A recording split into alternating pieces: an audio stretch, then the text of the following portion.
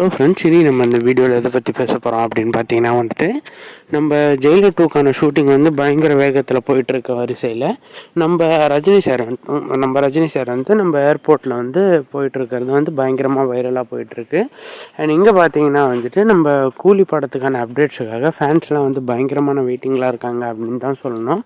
And அது குறித்து இப்போ பார்த்தீங்கன்னா நம்ம கூலி படத்துலேருந்து எந்த விதமான ஒரு அப்டேட்ஸும் வரலை. அது ஏன் அப்படின்னா படம் வரத்துக்கு இன்னும் 3 மாதம் இருக்குது அப்படின்றதுனால.